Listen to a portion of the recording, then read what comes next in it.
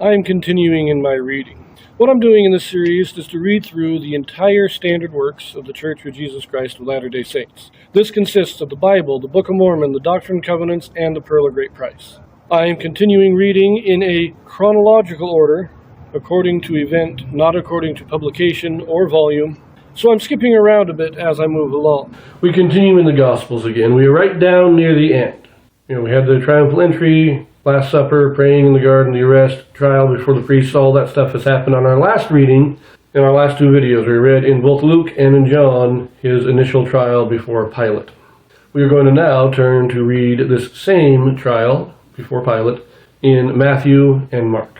In this video, we have a Joseph Smith translation. And what the Joseph Smith translation is, this is a translation or correction done by Joseph Smith to restore those passages that have been lost or corrupted over the years. Matthew chapter 27, verses 11 to 14. And Jesus stood before the governor, and the governor asked him, saying, Art thou the King of the Jews? And Jesus said unto him, Thou sayest. And when he was accused of the chief priests and elders, he answered nothing. Then said Pilate unto him, Hearest thou not how many things they witness against thee? And he answered him to never a word, insomuch that the governor marveled greatly. Very short, very brief. The governor, of course, is Pilate. He's the Roman governor set over Judea. That's who they're talking about here. And this tells us that he didn't answer Pilate. And it seems to me it's like he didn't answer the direct accusations made by the priests. So he didn't defend himself. He didn't say, well, I didn't really say that. He didn't do any of that. But when Pilate asked him directly, as in John, then he answered Pilate. But he wouldn't answer Pilate about any of the accusations being made. Now, we look at the Joseph Smith translation here. In 11, at the end, now is, Thou sayest truly, for thus it is written of me. And then in 14, it now states, And he answered him not to his questions, yea, never a word, insomuch that the governor marveled greatly.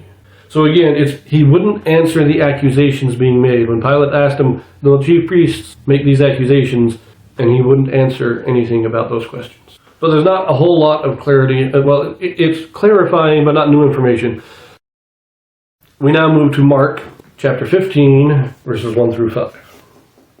And straightway in the morning the chief priests had a consultation with the elders and scribes of the whole council, and bound Jesus and carried him away and delivered him to Pilate. And Pilate asked him, Art thou the King of the Jews? And he answering said unto him, Thou sayest it. And the chief priests accused him of many things, but he answered nothing. And Pilate asked him again, saying, Answerest thou nothing? Behold, how many things they witness against thee. But Jesus yet answered nothing, so that Pilate marveled. Again, we get the same things we did in Matthew.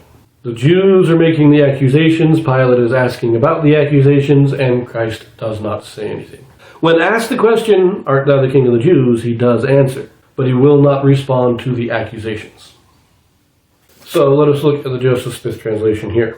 In verse 1, it now reads, And the whole council condemned him, and bound him, and carried him away. Just some clarification. In verse 2, we have this now. And Pilate asked him, Art thou the King of the Jews? And Jesus answering said unto him, I am even as thou sayest. Again, minor clarifications, nothing new in the story, no new information. And so we're going to leave that here. We're going to pick this up in Matthew again as we read the next stage of the story. So I will see you there.